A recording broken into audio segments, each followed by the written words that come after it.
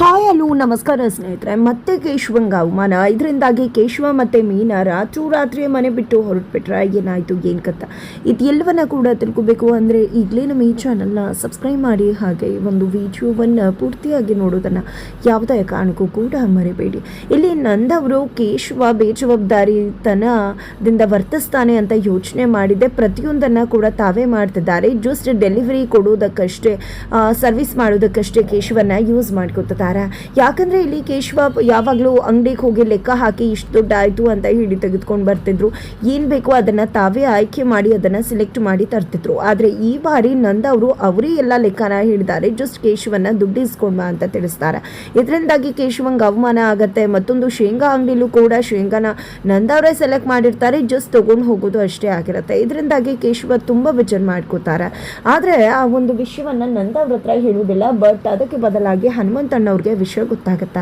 ಆದರೆ ಹನುಮಂತಣ್ಣವರು ಮಗ ಚಿಕ್ಕವನು, ಅವನಿಗೆ ಅಷ್ಟಾಗಿ ತಿಳಿಯೋದಿಲ್ಲ ಅಂತ ನಂದನೆ ಮಾಡ್ತಿದ್ದಾನೆ ಅಂದಾಗ ಆರೋಗ್ಯ ಅವಕಾಶ ಮಾಡಿಕೊಟ್ರಲ್ವ, ಎಷ್ಟು ದೂರ ಆರುತ್ತೆ ಅಂತ ಗೊತ್ತಾಗೋದು. ಅದಕ್ಕೂ ಮುನ್ನಾನೆ ಇಲ್ಲಿ ಪಂಜರದಲ್ಲಿ ಲಾಕ್ ಮಾಡಿಬಿಟ್ರೆ ಹೇಗೆ ನಮಗೆ ಆರೋಗ್ಯ ಬರುತ್ತೆ ಅಂತ ಹೇಳ್ತಾರೆ. ಜೊತೆಗೆ ಶಿಕ್ಷಣ ಕೊಡೋ ತನಕ ಅಷ್ಟೇ ಅದನ್ನು ಬಂಧಿಸಿರಬೇಕು. ಶಿಕ್ಷಣ ಕೊಟ್ಟ ಮೇಲೂ ಅದನ್ನು ಬಂಧಿಸಿಟ್ರೆ ಅದು ಶಿಕ್ಷಣ ಆಗೋದಿಲ್ಲ, ಶಿಕ್ಷೆ ಆಗತ್ತೆ ಅಂತ ಕೂಡ ಕೇಶವ ತಿಳಿಸ್ತಾರೆ. ತುಂಬ ಅಪ್ಸೆಟ್ ಆಗಿದ್ದಾರೆ ಅವರು.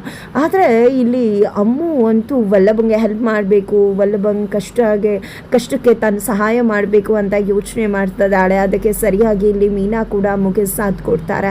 ಯಾಕಂದರೆ ಮೀನಾ ಒಂದು ಕೊಲ್ಲಿ ಕವಿತಾ ಅನ್ನೋರಿಗೆ ಒಂದು ಮನೆ ಟ್ಯೂಷನ್ ಮಾಡ್ತಕ್ಕಂಥ ಹುಡುಗಿ ಬೇಕಾಗಿರತ್ತೆ. ಹಾಗಾಗಿ ಆ ಒಂದು ವಿಷಯನ ಮೀನಾಗೆ ತಿಳಿಸಿದಾಗ ಅಮ್ಮು ಹತ್ರ ಬಂದಿದ್ದೆ ಈ ಒಂದು ವಿಷಯವನ್ನು ಮೀನಾ ಮಾತನಾಡ್ತಾರೆ. ಆಗ ಅಮ್ಮಗಂತೂ ತುಂಬ ಖುಷಿ ಆಗಿಬಿಡತ್ತೆ. ಆದರೆ ಈ ಒಂದು ವಿಷಯ ಪ್ರಿಯಾಕಂಗೆ ಫಸ್ಟೇ ಗೊತ್ತಾಗಬಾರ್ದು ಅಂತ ಮೀನಾ ಹೇಳಿದಾಗ ಅಮ್ಮು ಕೂಡ ಅದಕ್ಕೆ ಓಕೆ ಅಂತ ಹೇಳ್ತಾರೆ. ಈ ವಿಷಯ ನಾವು ಮಾತಾಡ್ಕೊಂಡು ಬಂದು ಅತ್ತೆ ಮುಖಾಂತರ ಮಾವಂಗೆ ತಿಳಿಸಿ ಮಾವನ ಒಪ್ಪಿಗೆ ತೊಗೊಂಡು ನಂತರ ವಲ್ಲಭಂಗೆ ತಿಳಿಸೋಣ ಅಂತ ಮಾತನಾಡ್ಕೋತಾರೆ. ಹಾಗಾಗಿ ಮನೆಗೆ ಬಂದಂಥ ಅವರಿಬ್ಬರು ಕೂಡ ಟ್ಯೂಷನ್ ಮನೆಗೆ ಹೋಗಿ ಮಾತುಕತೆ ಆಡಬೇಕಾಗಿದೆ. ಅದೇ ಕಾರಣಕ್ಕೆ ಇಬ್ಬರು ಕೂಡ ದೇವಸ್ಥಾನಕ್ಕೆ ಹೋಗ್ತಿದ್ದೀವಿ ಅನ್ನೋ ನೆಪದಲ್ಲಿ ಹೊರಗಡೆ ಹೋಗ್ತೀವಿ ಅಂತ ಹೇಳಿದಾಗ ಪ್ರಿಯಾ ಎಲ್ಲಿ ಹೋಗ್ತಿದ್ರಾ ಅಂತ ಕೇಳ್ತಾರೆ. ಎಲ್ಲಿ ಹೋಗ್ತಿದ್ರಾ ಅಂತ ಕೇಳಬಾರ್ದಲ್ವ ಹೊರಗಡೆ ಹೋಗೋರ್ನ. ಸರಿ ಆಯಿತು ಬಿಡಿ, ನಾವೇ ಹೇಳ್ತೀವಿ, ನಾವು ದೇವಸ್ಥಾನಕ್ಕೆ ಹೋಗ್ತಿದ್ವಿ ಅಂತ ಹೇಳ್ತಾರೆ. ಆಗ ಪ್ರಿಯಾ ನೀವು ಕರ್ಕೊಂಡು ಹೋಗ್ರೆ, ಪಾಪ ಹುಡುಗಿ ಎಲ್ಲ ಕೆಲಸ ಮಾಡಿ ಮುಗಿಸಿ ಕೂತ್ಕೊಂಡಿದ್ದಾಳೆ, ಅವಳಿಗೂ ಬೋರ್ ಆಗ್ತಿರತ್ತಲ್ವ, ನೀವು ಕೂಡ ಕರ್ಕೊಂಡು ಹೋಗಿ ಅವಳ ಜೊತೆ, ಅವಳು ಕೂಡ ನಿಮ್ಮ ಜೊತೆ ಬರ್ತಾಳೆ ದೇವಸ್ಥಾನಕ್ಕೆ ಅಂತ ಗಿರೀಶ್ ಅವ್ರು ಹೇಳಿದಾಗ, ಇಲ್ಲ ಅತ್ತೆ ನಾವು ಹೋಗಬಾರ್ದು, ಮೂರು ಜನ ಯಾರಾದರೂ ದೇವಸ್ಥಾನಕ್ಕೆ ಹೋಗ್ತಾರಾ ಅಂದಾಗ ಪ್ರಿಯಾ ಆಯಿತು ಅತ್ತೆನೂ ಕೂಡ ಕರ್ಕೊಂಡು ಹೋಗೋಣ ಅಂದಾಗ ಅತ್ತಿನ ಬೇಡಪ್ಪ ಬೇಡ ಅಂತ ಹೇಳಿಬಿಡ್ತಾರೆ ಮೀನಾ ಮತ್ತು ಅಮ್ಮು ಇಬ್ಬರು ಕೂಡ. ಅತ್ತಿನ ಬೇಡ ಅಂತ ಹೇಳ್ತಾ ಇದ್ರಾ ನೀವು ಅಂದಾಗ ಅದು ಹಾಗಲ್ಲ, ಅತ್ತೆಗೆ ಎಷ್ಟು ಕೆಲಸ ಇರುತ್ತೆ, ಅಡುಗೆನ ಮಾವಂಗೆ ಬಂದಾಗ ಬಡಿಸ್ಬೇಕು, ಮನೆ ಕೆಲಸ ಮಾಡಬೇಕು, ಇಷ್ಟೆಲ್ಲ ಕೆಲಸ ಇರುತ್ತೆ. ದೇವಸ್ಥಾನದಲ್ಲಿ ದೊಡ್ಡ ಪ್ರಾಂಗಣ, ಅದು ಅಲ್ಲಿ 9 ಸುತ್ತು ಹಾಕುವಷ್ಟರಲ್ಲಿ ಅತ್ತೆಗೆ ಎಷ್ಟು ಕಷ್ಟ ಆಗುತ್ತೆ. ಅದೇ ಕಾರಣಕ್ಕೋಸ್ಕರ ಅಂದಾಗ ಇಲ್ಲಿ ಪ್ರಿಯಾ ಅಂತಾರೆ, ನನಗೆ ಗೊತ್ತಿದೆ ನೀವು ನನ್ನನ್ನು ಕರ್ಕೊಂಡು ಹೋಗಬೇಕು ಅಂತಾನೆ ಈ ರೀತಿ ಅವಾಯ್ಡ್ ಮಾಡ್ತಿರೋದು ಅಲ್ವಾ ಅಂದಾಗ, ಅಯ್ಯೋ ಇಲ್ಲ ಅಕ್ಕ, ನಿಜವಾಗ್ಲೂ ನೆಕ್ಸ್ಟ್ ಬಾರಿ ಹೋಗಬೇಕಾದ್ರೆ ನಿಮ್ಮನ್ನ ಕರ್ಕೊಂಡು ಹೋಗ್ತೀವಿ ಅಂತ ಹೇಳಿದ್ದೆ. ಇಲ್ಲಿ ಹೊರಡ್ತಾರೆ. ಪೂಜೆ ಪುಟ್ಟಿನೇ ತೊಗೊಂಡು ಹೋಗ್ತಿಲ್ಲ ನೀವು ಅಂತ ಪ್ರಿಯಾ ಕೇಳಿದಾಗ, ಅದು ಮನಸ್ಸು ಚೆನ್ನಾಗಿರ್ಬೇಕಲ್ವ, ದೇವ್ರೇನು ನನಗೆ ಹಣ್ಣು, ಗಂಧದ ಕಡ್ಡಿ, ಕರ್ಪೂರ, ಹೂವು ಬೇಕು ಅಂತ ಒಳ್ಳೆ ಮನಸ್ಸಿಂದ ದೇವ್ರನ್ನ ಕೇಳ್ಕೊಂಡು ಪ್ರಾರ್ಥನೆ ಮಾಡಿ ಪೂಜೆ ಮಾಡಿದ್ರೆ ಅಷ್ಟು ಸಾಕು ಅಂತ ಮೀನಾ ಹೇಳಿದಾಗ, ಹೌದು ಮೀನಾ ನೀನು ಹೇಳ್ತಿರೋದು ಸರಿಯಾಗೇ ಇದೆ ಅಂತ ಗಿರಿಜ್ ಅವರು ಹೇಳ್ತಾರೆ. ಆದರೂ ಕೂಡ ಪ್ರಿಯ ಪೂಜಾ ಪುಟ್ಟಿಯನ್ನು ಅಮ್ಮು ಮತ್ತು ಮೀನಾಗೆ ಕೊಟ್ಟು ಕಳಿಸ್ತಾರೆ. ನಂತರ ಇಲ್ಲಿ ಮೀನಾ ಮತ್ತು ಅಮ್ಮು ಕವಿತಾ ಅವ್ರ ಮನೆಗೆ ಹೋಗಿದ್ದಾರೆ. ಕವಿತಾ ಅವರು ಅಲ್ಲಿ ಟ್ಯೂಷನ್ ಬಗ್ಗೆ ಮಾತನಾಡ್ತಾರೆ. ಅವರು ಮಕ್ಕಳು ತುಂಬ ಚೆನ್ನಾಗಿ ಓದ್ತಿರ್ತಾರೆ, ಆದರೂ ಮಕ್ಕಳು ಅಮ್ಮನ ಮಾತನ್ನು ಕೇಳೋದಿಲ್ಲ, ಹೋಮ್ವರ್ಕ್ ಮಾಡೋದಿಲ್ಲ ಅನ್ನೋ ಕಾರಣಕ್ಕೆ ಟ್ಯೂಷನ್ ಮೇಡಮನ್ನು ಇಡಬೇಕು ಅಂದ್ಕೊಂಡಿದ್ವಿ ಅಂತ ಕೂಡ ತಿಳಿಸ್ತಾರೆ.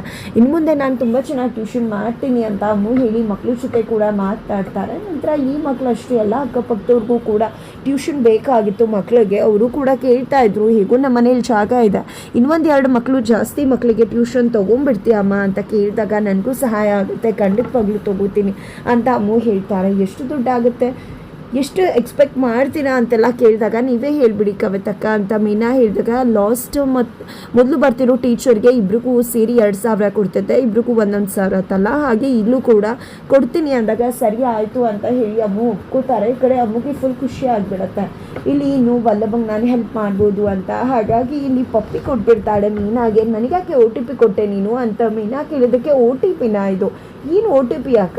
ಹೌದು, ಒ ಟಿ ಪಿ ಅಂದರೆ ಏನು ಅಂದಾಗ ಪಪ್ಪಿ, ಒನ್ ಟೈಮ್ ಪಪ್ಪಿ ಅಂತ ಮೀನಾ ಹೇಳಿದ ತಕ್ಷಣ ಹಾಗಿದ್ರೆ ಅವತ್ತು ಕೇಶವ್ ಭಾವ ಕೇಳಿದ್ದು ಇದೇ ಒ ಟಿ ಪಿ ಬಗ್ಗೆನಾ? ವಾವ್, ಎಸ್ ಸಖತ್ತಾಗಿದೆ ನಿಮ್ಮದು ಕೋಡ್ ವರ್ಡು. ಹೌದು, ಎಷ್ಟು ಬಾರಿ ಕೊಟ್ಟಿದ್ದೀರಾ ನೀವು ಅವ್ರಿಗೆ, ಅವ್ರು ನಿಮಗೆ ಅಂತ ಅಮ್ಮ ಕೇಳಿದಾಗ ಏನು ಮಾತಾಡ್ತಿದ್ಯಾ ಅಮ್ಮ? ನಾವಿಬ್ಬರು ಲವ್ ಮ್ಯಾರೇಜ್ ಆಗಿರೋದು, ಅದರಲ್ಲಿ ಇದೆಲ್ಲ ಏನಾದರೂ ಇದೆಯಾ ಸ್ಪೆಷಲ್ ಅಂದರೆ ನಿಮ್ಮದು, ನೀನು ಮತ್ತು ವಲ್ಲಭ ಇಬ್ಬರು ಕೂಡ ಪ್ರೀತಿಸು ಮದುವೆ ಆಗಿಲ್ಲ, ಅರೇಂಜ್ ಮ್ಯಾರೇಜು ಆಗಿಲ್ಲ. ಹಾಗಾಗಿ ನಿಂದು ಕೇಳೋಕ್ಕೆ ಚೆನ್ನಾಗಿರುತ್ತೆ. ಎಷ್ಟು ಬಾರಿ ನೀನು ಕೊಟ್ಟಿದ್ದ, ವಲ್ಲಭ ಎಷ್ಟು ಬಾರಿ ಕೊಟ್ಟಿದ್ದಾನೆ ಒ ಟಿ ಪಿನ ಅಂದಾಗ ಥೂ ಕಾಡ್ ಪಾಪ, ಅಯ್ಯೋ ಏನಕ್ಕ ಚಿಕ್ಕ ಮಗು ಜೊತೆ ಈ ರೀತಿ ಎಲ್ಲ ಮಾತಾಡ್ತಾರ, ನಿಮ್ಮ ಜೊತೆ ಇದ್ದರೆ ನಾನು ಹಾಳಾಗಿಬಿಡ್ತೇನೆ ಅಷ್ಟೇ ಅಂತ ಹೇಳಿ ಹೊರಟಿರ್ತಾರೆ. ನಂತರ ಇಲ್ಲಿ ಪ್ರಿಯಾ ಊಟ ತೊಗೊಂಡು ಹೋಗಬೇಕಾದ್ರೆ ಗಿರೀಶ್ ಅವರು ರೊಚ್ಚಿಗೆ ಹೇಳ್ತಾರೆ, ನಿನ್ನ ಗಂಡಂಗೆ ಮಾತ್ರ ಊಟ ತೊಗೊಂಡು ಹೋಗು, ನೀನು ನಿನ್ನ ಮಾವಂಗೆ ಊಟ ತೊಗೊಂಡು ಹೋಗಬೇಡ ಅಂತ. ಆದರೆ ಪ್ರಿಯಾ ಯಾಕತ್ತ ಈ ರೀತಿ ಮಾತಾಡ್ತಿದ್ರೆ, ಅವತ್ತೇ ಮಾವ ಹೇಳಿದ್ರಲ್ವ ತಗೊಂಡು ಬಾ ಅಂತ ಅಂದಾಗ ನಿನ್ನೆನೇ ನಾನು ಹೇಳಿದ್ದೆ ಬೇಡ ಅಂತ, ಆದರೂ ನೀನು ನಿಮ್ಮ ಮಾವಂಗೆ ಫೋನ್ ಮಾಡಿ ತೊಗೊಂಡು ಹೋದೆ, ಆದರೆ ಇವತ್ತಿಂದ ನೀನು ತೊಗೊಂಡು ಹೋಗಿ ಕೂಡ್ದು, ಯಾಕೆ ಈ ಅತ್ತೆ ಮಾತಿಗೆ ರೆಸ್ಪೆಕ್ಟ್ ಇಲ್ವಾ, ಈ ಅತ್ತೆ ಮಾತನ್ನ ಕೇಳೋದಿಲ್ವಾ ನೀನು ಅಂತ ಎಲ್ಲ ಕೇಳಿದಾಗ ಅದು ಅತ್ತೆ ಮಾವ ಇನ್ನೊಂದು ವಾರ ತೊಗೊಂಡು ಬಾ ಅಂತ ಹೇಳ್ತಾರೆ. ಜಸ್ಟ್ ಇನ್ನೊಂದು ವಾರ ಅತ್ತೆ ತೊಗೊಂಡು ಹೋಗ್ಬಿಡ್ತೀನಿ, ಆಮೇಲೇನು ಇಲ್ಲ ಅಂದಾಗ ಅದೆಲ್ಲ ಇಲ್ಲ, ನೀನು ತೊಗೊಂಡು ಹೋಗಬಾರ್ದು ಅಷ್ಟೇ, ಈ ಮನೆಯಲ್ಲಿ ನಾನು ಮಾಡಿದ್ದೆ ಶಾಸನ, ನಾನು ಆಡಿದ್ದ ಗೆರೆಯನ್ನು ಯಾರೂ ಕೂಡ ದಾಟಬಾರ್ದು ಅಂತ ಹೇಳಿ ಇಲ್ಲಿ ಗಿರೀಶ್ ಅವರು ಹೇಳಿದ್ದೆ ಪ್ರಿಯಾಗೆ ನಡುಕಿ ಹೋಗ್ತಾಳೆ. ಬಿಕಾಸ್ ಇಲ್ಲಿ ಗಿರೀಶ್ ಅವರು ನನ್ನ ಮಾತು ಕೇಳಲಿಲ್ಲ ಅಂದರೆ ಖಂಡಿತ ಪರಿಣಾಮ ಸರಿ ಇರುವುದಿಲ್ಲ ಅಂತ ಜೋರಾಗಿ ಮಾತಾಡ್ಬಿಡ್ತಾರೆ. ಇದರಿಂದಾಗಿ ಪ್ರಿಯಾಗೆ ಅಳು ಬಂದ್ಬಿಡುತ್ತೆ, ಹತ್ತು ಬಿಡ್ತಾರೆ. ನಂತರ ನೋಡು ಪ್ರಿಯಾ, ಸುಮ್ಮನೆ ನೀನು ನನ್ನ ಕೋಪ ಬರೆಸ್ತಾ ಇದೆಯಾ, ಸುಮ್ಮನೆ ಊಟ ತೊಗೊಂಡು ಹೋಗಬೇಡ ಅಷ್ಟೇ ಅಂದಾಗ ಸರಿ ಆಯಿತು ಅತ್ತೆ ಅಂತ ಹೇಳಿ ಮಾತಾಡೋವಾಗ ಮಾತ್ರ ಊಟ ತೊಗೊಂಡು ಹೋಗ್ತಾರೆ. ಆಗ ವೀಣೆ ಅವ್ರಿಗೆ ಕಾಲ್ ಮಾಡಿದೆ, ಈ ರೀತಿ ಅತ್ತೆ ರೇಗ್ಬಿಟ್ರು ಮಾವಂಗೆ ಊಟ ತೊಗೊಂಡು ಹೋಗ್ಬೇಕಾದ್ರೆ, ನೀನು ನೋಡಿದ್ರೆ ಎಲ್ಲರ ವಿಶ್ವಾಸ ಕಳಿಸ್ಕೊಂಡು ಬೆಸ್ಟ್ ಸೊಸೆ ಆಗಬೇಕು ಅಂತ್ಯಾ, ಇಲ್ಲಿ ನೋಡಿದ್ರೆ ಅತ್ತೆ ಬೈತಿದ್ದಾರೆ ನನ್ನ ಅಂತ ಹೇಳಿದಾಗ ನಾನಿಲ್ವಾ, ನಾನು ಮಾಡ್ತೀನಿ ಅಂದಾಗ ಹೌದೌದು ನೀನು ಸುಳ್ಳಲ್ಲ, ನನ್ನ ಸೆಕ್ಸ್ ಹಾಕಿಸ್ತೀರಾ ಅಷ್ಟೇ ಅಂತ ಪ್ರಿಯಾ ಹೇಳ್ತಾರೆ. ಸುಮ್ಮನೆ ನೀನು ನಿನ್ನ ಗಂಡಂಗೆ ಹೋಗಿ ಊಟ ಕೊಡ್ಬಾ, ಅಷ್ಟರಲ್ಲಿ ನಾನು ಕೂಡ ಅಲ್ಲಿಗೆ ಬಂದು ಏನು ಮಾಡಬೇಕು ಅದನ್ನು ಮಾಡ್ತೀನಿ ಅಂತ ಹೇಳ್ತಾರೆ. ಅಷ್ಟರಲ್ಲಿ ಈ ಕಡೆ ಗಿರೀಶ್ ಅವರ ಬಳಿಗೆ ಮೀನಾ ಮತ್ತು ಅಮ್ಮು ಬಂದಿದ್ದೆ. ಪೂಸಿ ಹೊಡಿತಿದ್ದಾರೆ, ಯಾಕ್ರೆ ಪೂಸಿ ಹೊಡಿತಿದ್ದಾರೆ, ಏನು ವಿಷಯ ಅಂದಾಗ ಅಮ್ಮು ಟ್ಯೂಷನ್ ಮಾಡಬೇಕು ಅಂದ್ಕೊಂಡಿದ್ದಾಳತ್ತೆ ಅಂದ ತಕ್ಷಣ ನನ್ನನ್ನು ಸಾಯಿಸ್ಬಿಡ್ಬೇಕು ಅಂದ್ಕೊಂಡಿದ್ರೆ ನೀವು ಸುಮ್ಮನೆ ಇರ್ತೀರಾ, ನಿಮ್ಮ ಮಾವ ಹೇಳಿಲ್ವ ಅವತ್ತು ಟ್ಯೂಷನ್ ಏನು ಬೇಡ ಅಂತ ಗಿರೀಶ್ ಅವ್ರು ಹೇಳಿದಾಗ ಅಯ್ಯೋ ಅತ್ತೆ ಇಲ್ಲಿ ಟ್ಯೂಷನ್ ಮಾಡಿದ್ರೆ ತಾನೇ ಪ್ರಾಬ್ಲಮ್ಮು, ಆದರೆ ಟ್ಯೂಷನ್ ಮನೆಗೆ ಹೋಗಿ ಟ್ಯೂಷನ್ ಮಾಡಿದ್ರೆ ಮಕ್ಕಳು ಮನೆಗೆ ಹೋಗಿ ಟ್ಯೂಷನ್ ಮಾಡಿಕೊಂಡ್ರೆ ಯಾವುದೇ ರೀತಿ ಪ್ರಾಬ್ಲಮ್ ಇಲ್ಲ ಅಲ್ವಾ ಅಂದಾಗ ಹೌದೇನ್ರೆ ಪ್ರಾಬ್ಲಮ್ ಇಲ್ವಾ ಅಂತ ಗಿರೀಶ್ ಅವ್ರು ಕೇಳ್ತಾರೆ. ಇಲ್ಲ ಆತ ಈ ವಿಷಯವನ್ನು ನೀವೇ ಹೋಗಿ ಮಾವನ ಹತ್ರ ಹೇಳಬೇಕು, ಅವ್ರ ಪರ್ಮಿಷನ್ ತೊಗೋಬೇಕು, ಹೇಗಾದರೂ ಮಾಡಿ ನಿಮ್ಮ ಮೇಲೆ ನಂಬಿಕೆ ಇಟ್ಟು ನಾವು ಈ ಕೆಲಸ ಒಪ್ಕೊಂಡು ಬಂದುಬಿಟ್ಟಿದ್ದೀವಿ ಅಂತ ಮೀನಾ ಅಮ್ಮು ಹೇಳಿದಾಗ ನಾನು ಇಲ್ಲಪ್ಪ ಆಗಲ್ಲ ಅಪ್ಪ ಅಂತೆಲ್ಲ ಹೇಳ್ತಿರ್ತಾರೆ. ಅಷ್ಟರಲ್ಲಿ ಪ್ರಿಯಾ ಬಂದು ಏನೂ ಆಗಲ್ಲ ಅಂತೆಲ್ಲ ಹೇಳ್ತಿದ್ರಲ್ಲ ಅಂದಾಗ ನಾವು ಗಾಸಿಪ್ ಮಾಡ್ತೀವಿ, ಏನೂ ಇಲ್ಲ ಅಂತ ಮೀನಾ ಅಮ್ಮು ಹೇಳ್ತಾರೆ. ಇದರಿಂದಾಗಿ ಪ್ರಿಯಾ ನನ್ನನ್ನು ಬೇರೆ ಗುಂಪು ಮಾಡ್ತೀರಾ, ನೀವು ಸುಳ್ಳು ಹೇಳ್ತಿದ್ದೀರಾ ಅಂತೆಲ್ಲ ಹೇಳಿದಾಗ ಪ್ರಿಯಾ ಬೇಜಾರು ಮಾಡಿಕೊಂಡ್ಲು ಅನ್ನೋ ಕಾರಣಕ್ಕೆ ಗಿರೀಶ್ ಅವರು ಸತ್ಯ ಹೇಳ್ಬಿಡನ್ವೆ ಅಂತ ಹೇಳಿದ್ದೆ. ಇಲ್ಲಿ ಅಮ್ಮು ಟ್ಯೂಷನ್ ಮಾಡಬೇಕು ಅಂದ್ಕೊಂಡಿದ್ದಾಳೆ ಅಂತ ಹೇಳಿದ ತಕ್ಷಣ ಪ್ರಿಯಾ ಶಾಕ್ ಆಗಿಬಿಡ್ತಾರೆ. ಇನ್ನು ಟ್ಯೂಷನ್ ಮತ್ತೆ ಅಂತ ಹೇಳಿ ಅದನ್ನು ತಡೆಯೋದಕ್ಕೆ ಮುಂದಾಗ್ತಿದ್ದಾರೆ. ಬಟ್ ನೀನು ಈ ವಿಷಯಕ್ಕೆ ತಲೆ ಹಾಕಬೇಡ ಅಂತ ಗಿರೀಶ್ ಅವರು ಕೂಡ ತಿಳಿಸಿದ್ದಾರೆ.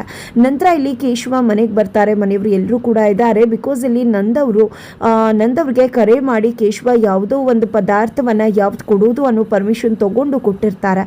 ಅದೇ ಕಾರಣಕ್ಕೆ ನಂದವರು ಕೇಶವ ಮನೆಗೆ ಬರ್ತಿದ್ದಾಗೆ ಏನು ನಿನಗೆ ಗೊತ್ತಾಗೋದಿಲ್ವಾ ಯಾವ್ದು ಕೊಡಬೇಕು ಬಿಡಬೇಕು ಅಂತ ನನಗೆ ಕಾಲ್ ಮಾಡಿ ಕೇಳ್ತೀಯಲ್ಲ, ನನಗೆ ಯಾಕೋ ಇತ್ತೀಚೆಗೆ ನಾನು ಅಂಗಡಿ ಬಿಟ್ಟು ಹೋದರೆ ಪ್ರಾಬ್ಲಮ್ ಆಗಿಬಿಡುತ್ತೆ ಅಂತ ಅನ್ನಿಸ್ತಿದೆ, ಅಂಗಡಿಲೇ ಇರಬೇಕೇನೋ ಅಂತ ಹೇಳಿ ಮತ್ತೆ ಕೇಶವಂಗೆ ಎಲ್ಲರೂ ಮುಂದೆ ಅವಮಾನ ಮಾಡಿಬಿಡ್ತಾರೆ. ಇದರಿಂದ ಕೇಶವಂಗೆ ತುಂಬ ಬೇಜಾರಾಗುತ್ತೆ. ರಾತ್ರಿ ಮನೆ ಬಿಟ್ಟು ಹೊರಡ್ತಾರೆ. ಮೀನಾ ಹೋಗಿದ್ದೆ, ಏನದು ಇಷ್ಟೊತ್ತಲ್ಲಿ ಗೆಲ್ಲು ಹೋಗ್ತಿದ್ದಾನೆ ಕೇಶವ ಅಂತ ಅಂದ್ಕೊಂಡಿದ್ದೆ. ಮೀನಾ ಕೂಡ ಮನೆ ಬಿಟ್ಟು ಅದೇ ರಾತ್ರಿ ಕೇಶವನಿಂದೆ ಹೋಗ್ತಿದ್ದಾಳೆ. ಹಾಗಿದ್ರೆ ಮುಂದೇನಾಗತ್ತೆ ಅನ್ನೋದನ್ನು ತಿಳ್ಕೋಬೇಕು ಅಂದರೆ ಮುಂದಿನ ವಿಡಿಯೋಗೆ ವೇಟ್ ಮಾಡೋದನ್ನು ಮರಿ.